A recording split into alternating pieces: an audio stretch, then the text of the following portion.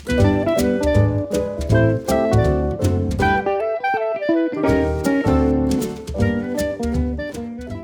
and welcome to this episode of Rare Book Chat. I'm Jeremy O'Connor, and I'm here with my co-host, Michael DiRuggiero. In this episode, we discuss a very brief letter written by Charles Babbage to a Mrs. Lister, just 2 sentences, inviting her to a tea party that sold last week for more than 10 times the auctioneer's estimate at $53,000. Why? The letter links 3 of the great figures of the 19th century, Charles Babbage, Ada Lovelace, and Michael Faraday. Next, Michael discusses a book he saw in a recent catalog from Quaritch relating to a traveling salesman who has some words of wisdom about self-confidence, saddles, and efficiency.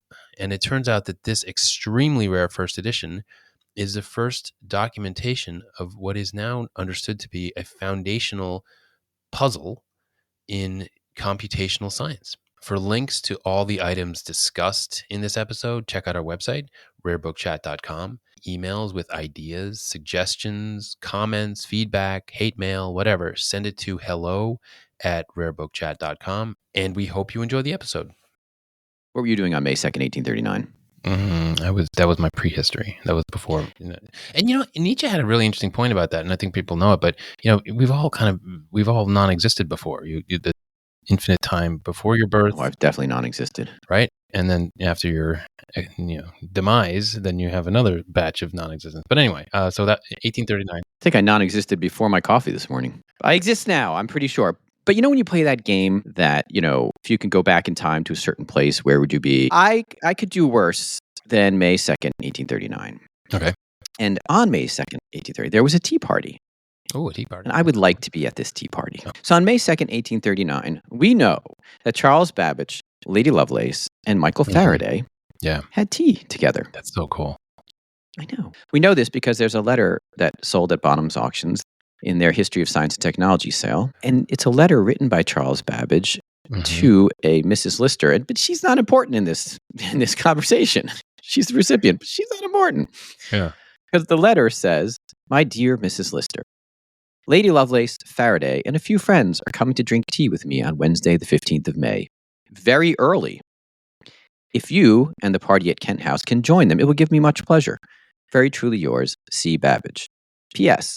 I enclose some cards which have escaped from their companions." I love this. Tell us how much it sold for. Well, I think the estimate was $3,000 to $4,000. I remember looking at it going, oh, that's a curiosity. I like it. Anyway, I was completely wrong in my estimation of the market because it sold for $53,760. Wow. Huge money. But, the more I think about it, the more it makes sense. Great. I love it when things make sense. Who was Charles Babbage? Who was Ada Lovelace? Who are these people? Who's Michael Faraday? Sure. Well, Charles Babbage, some people call the father of the modern computer, although it was far from modern. I mean, he built these machines he attempted to build and never finished these machines that were very mechanical. He was trying to just do basic operations, addition, subtraction, things like that. But the relationship between Babbage and Lovelace is really fascinating because they met. Actually, Lovelace, who is the daughter of Lord Byron. Actually, let me do a little aside. There's a little detail I love about that. First of all, Byron disappeared just after her birth, I think days after her birth. The detail I really like is Lovelace's mother was afraid that her daughter would become insane like their famous father. So she said, no poetry. Poetry makes you insane. I don't know where the cause and effect is there. But anyway, she was terrified that Ada Lovelace would become insane if she studied poetry. So she pushed her towards mathematics, real rational focus things. Yeah. So now we got the John Nash problem. Yeah, I know. You go insane in a different way. All right. Let's talk about that another time, not now. So she was introduced to Babbage at one of these soirees, these Saturday night soirees. And she was 18 years old, 1833, and they kind of hit it off. Not romantically. Babbage really respected her intelligence. She was kind of a mathematical savant, and she was being tutored by Augustus de Morgan and some of the greatest mathematical minds of the time, and she was really advanced mathematically. But what really links her to Babbage for posterity is Babbage demonstrated his difference engine publicly in Europe, and it was written about by Luigi Manabria, who later became Prime Minister of Italy. And it was very influential, his writing up of what Babbage did And so much so that Ada Lovelace decided to translate it into English. But she didn't just translate this paper by Menabrea into English. She added all these notes, kind of like, developed what he was writing. And one of the notes, she talks about how the future and what we need to be building is engines that don't just do these simple mathematical operations, but actually follow logic. And Hmm. some people consider her writings the outline for the first computer program or the idea of the first algorithm. Wow. So she's very famous that way. She really was forward thinking. There's actually a software language called Ada. So this letter connects these two figures. And so what about Michael Faraday? Who's he? Michael Faraday, the great experimenter, Mm-hmm. inventor of the electric motor, electric generator, many things, but he was very hands-on experiment. He dominated actually a lot of the science and experiments in the 19th century. Didn't Michael Faraday start out as a bookbinder? He did start out as a bookbinder. Actually, you know the story behind that. He was attending Sir Humphrey Davy's lectures. Humphrey Davy was very flamboyant and charismatic, and everybody loved him. And he'd give these lectures, and Faraday would attend them. And he was enthralled, and he was a bookbinder at the time. So he started taking notes, and he bound his notes in a beautiful binding and presented it to Humphrey Davy. And Humphrey Davy was so impressed that he hired Faraday. How do you like that? I like it. I like it. There's hope for us all. Yeah, his bookbinding was so impressive. I don't know if that's what it was, or Davy was just like, my goodness, this guy's serious. Look, he took notes all of my lectures. Well, yeah. So you have Babbage, father of the computer, Ada Lovelace, mother of software, and Michael Faraday, early electric innovator. Modernity is coming into focus, and this letter captures it all. And they're gonna have tea. How cool! Well, what I like about it is it as it says, it's pinpointing something in time. Mhm. And we're connecting these three huge figures of the day, Yeah. Babbage, Faraday, and Lovelace, to this moment of May 2nd. They're all just hanging out, having tea. Yeah. Yeah. I mean, it's the problem. The price surprised me because there's no hard science. It's not revealing some truth of the universe. It's not, I don't know, there's nothing groundbreaking about it. That's why the price surprised me. The more I think about it, the more, would I like to have this letter, I guess? Yes, I would. Okay. But once you're talking about that price, you're putting it in the realm of other really great things. Yeah. So I'm a little bit confused, but I like it. What are your thoughts? My thoughts. Well, I looked at this too, and I did. I was reading about Babbage and how he would have these soirees. Love the soirees. Yeah, so like after his father died and his wife died the same year, he inherited a lot of money, went off to France, came back to England, and was a very social and kind of a bon vivant. Yeah, his biographer calls him a bon vivant. I love that word. Yeah.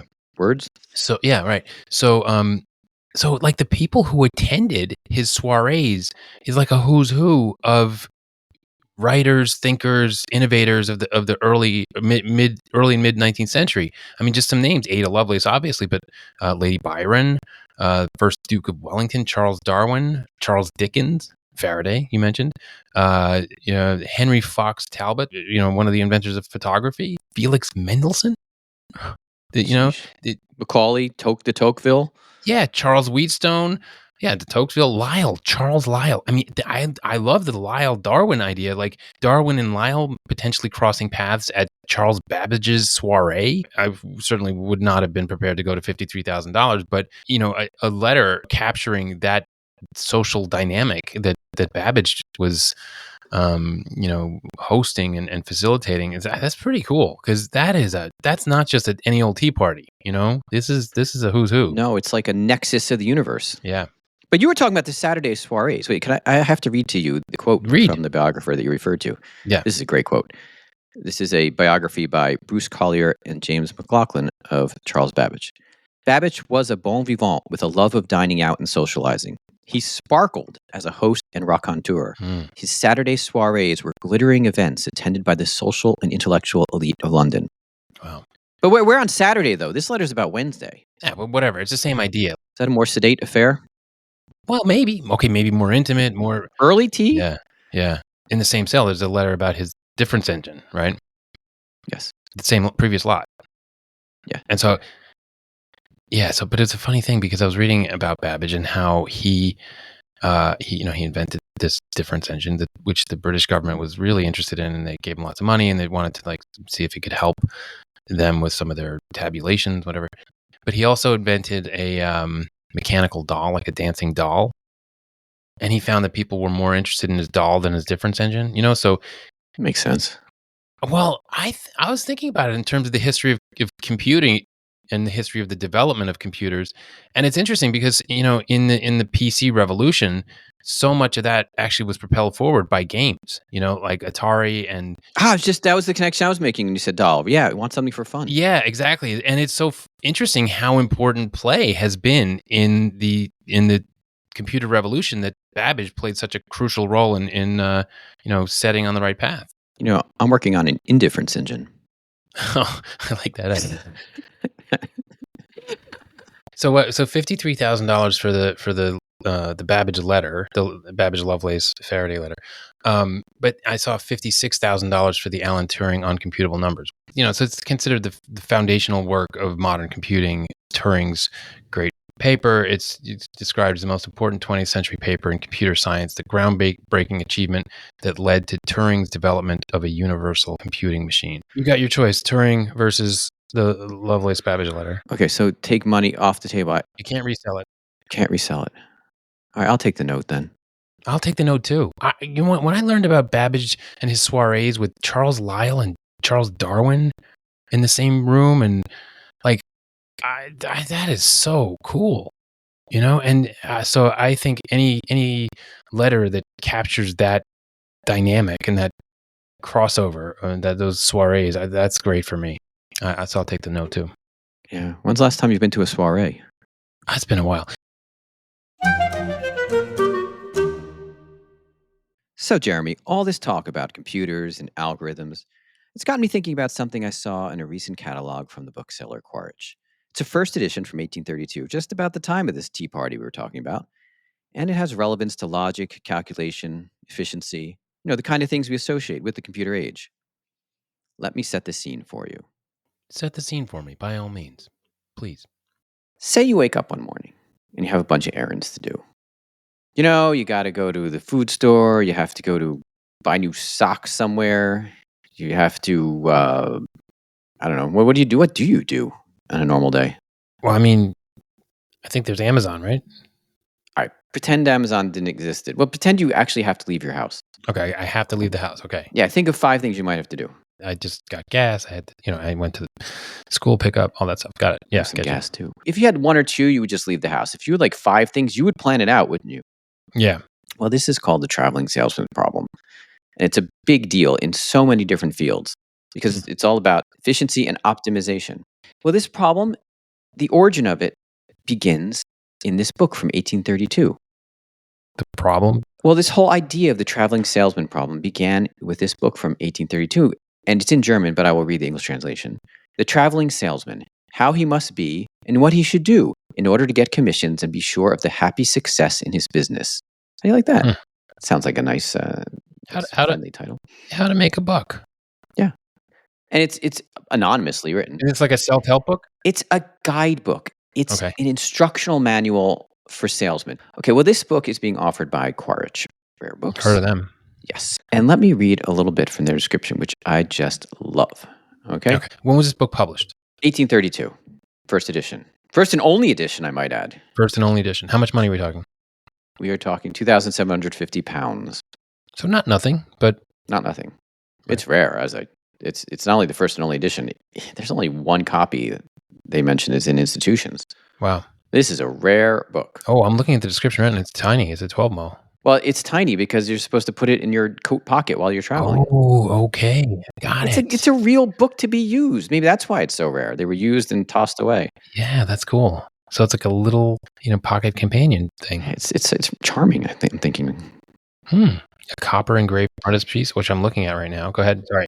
We got to talk about that. Yeah, the frontispiece is fantastic. There's this chap. A chap. He is a chap. That is a chap. He's a chap. Look at that hat. That's exactly what he is. He's a chap. Good posture, too. Oh, he's a happy chap, too. Look at him. Well, how happy is he? Let's zoom in. He looks, I don't know. He looks a little blank.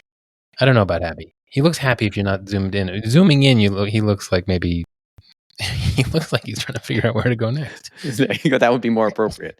Can I read from the description? It doesn't look like he's solved the traveling salesman problem. It looks like he's identified it. He looks a little bemused. Well, interesting that you should say that because the traveling salesman problem, I'm jumping ahead here, has not been solved even now. Ooh. But first, let me read from their description. The anonymously authored pocket sized volume presents advice on travel and salesmanship, illustrating the characters a traveling salesman is likely to encounter, detailing particular observations for salesmen of different wares, reflecting on the importance of self confidence, and providing practical suggestions such as traveling with one's own saddle. But the chap, by the way, in the frontispiece, I mentioned his posture before, he has self confidence. I don't want to make too much of it. I'm not sure I agree with you on that one. To me, he does not look confident. He looks bemused. He looks like he's been propped up there and he's not sure what's going on. I think that guy's a Ken doll that they trotted out, no pun intended, for the purposes of this frontispiece.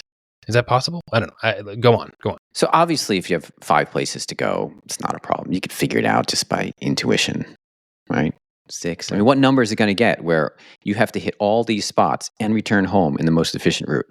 Well, there's also the question of what is the benefit of optimizing that? I mean, if you have 45 minutes worth of stuff to do and you can do it in 43 minutes or 48 minutes, who cares? But I can see that if if it's a lot of things, it could make a difference. Or what if you liked being away from home? You don't want to de-optimize it. That's an interesting point. But that's not the problem. We have to take for granted and assume that you want the shortest route. Yes. Okay. Okay. Optimizing. Let's optimize. Interestingly, as I said, with a certain number of variables, we kind of know it. Yeah. You don't have to take out a piece of paper. That's an animal trait. Pigeons know how to do this. No kidding. Yeah, pigeons. There have been experiments where pigeons are set up a bunch of eating places around, and the pigeon will first go to the nearest one. But then after experimenting a little bit, trying to hit all the stations, the pigeon will find the best route, even if it's not hitting the first food source initially. Yeah, interesting. Yeah, so we're just like pigeons. Fascinating. There's an innate capacity to solve this problem. Up to a point.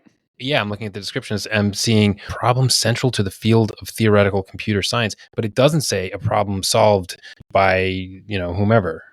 It's not solved. It's not solved. Let's talk about how important the problem is, though. It is essential in computer science, chemistry, physics, DNA sequencing, anything where you want to optimize something. You could just think about this. Computer networks. Right. Everything. Where time, milliseconds matter. This is the first book in which the problem is laid out that's known. Is that right? That's correct, yeah. Interesting. But it's not a theoretical presentation of it. It's like it's a practical, it's sort of stumbling upon this rich problem that they don't really understand how consequential this is going to be. But in this 1832 edition, somebody, this guy, I love that it's such a goofy, silly book. Yeah, our anonymous chap has no idea he's introducing a problem that people are studying now. Oh, he had no idea. Not only people, computer networks. Let's go back to the title again, The Traveling Salesman as He Should Be and What He Has to Do in Order to Receive Orders and Be Certain of Happy Success in His Business. I mean, this is just a completely mundane book, but but now, like, obviously this guy, if he's writing about the importance of riding in your own saddle, he is not probably a particularly original, far-seeing thinker. He's interested in got to make sure you have the right saddle and you have to have confidence and you have to, but he does identify this profound problem. That's interesting. Yeah, it's kind of a happy accident. I think he has another problem though. What's that?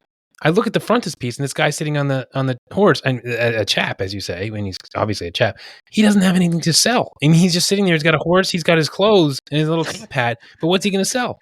Maybe he addresses that. First, you have to carry some wear. Right. I mean, I think the first thing he's going to do is he's going to sell the horse. And the saddle. Right. He's going to sell the horse and the saddle. And then he's got a different traveling salesman problem, which is he doesn't have his horse anymore. Wait. I know, but what's the business model here? He rides around on a horse and he's I'm asking, this is a serious question. In 1832, what does this traveling salesman do if all he is doing is riding a horse? I mean, I think he needs a cart. This man needs a cart. He should get off the horse and get a donkey. It could be outside of the picture. The cart could be outside the picture.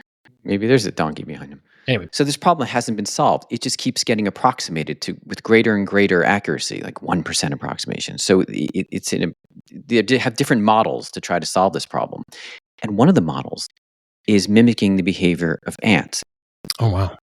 So ants, when they're finding the best way to food and back to their nest, remember, they're doing this. They're doing this. They're finding food and coming back to a nest. Right. They're dropping pheromones along the way. And the most traveled path, which starts emerging from these ant patterns, is the one with the pheromones that other ants then notice, and they start following. So over time, an efficient path develops from the ants. Now, when people are modeling this now, they have fake ants trying to imitate the ants' behavior. Wow. But it's based on the real ant behavior. That's fascinating. This is so interesting to have such a mundane book on such a, seemingly very uninspired topic of how to be a good traveling salesman. And then in the description, one of the most significant and most studied problems in operations research and computer science. Like, that's fascinating to have that totally banal book and this profound problem. Right. A guy and a horse leads to problems that the greatest computers in the world are trying to solve right now. So real quick, let me ask you, like, what do you make of this book? It's not a, it's not a theoretical breakthrough. It's not a book in which there's original thinking. There's this kind of ordinary figure, this chap on a horse who's a traveling salesman, writing down all his secrets and his best practices and all the rest of that. But he identifies this really profound problem. I mean, how do you make sense of that as a collector? Look, the problem's called the traveling salesman problem. Yeah, that's true. I mean, he gets, he names it. He named it. So it's a foundation. There's no question. It's a foundation. I wonder, was this known? I wonder in 1831, before he published this book, were people sitting around talking about, we got to solve this traveling salesman problem. Otherwise, we're not going to, you know what I mean? Until he publishes it, it doesn't matter. It's not available to history. Sure, right. But no, but they had the saddle problem. He had the confidence problem. Had the, got nothing to sell problem. He's got the optimize it.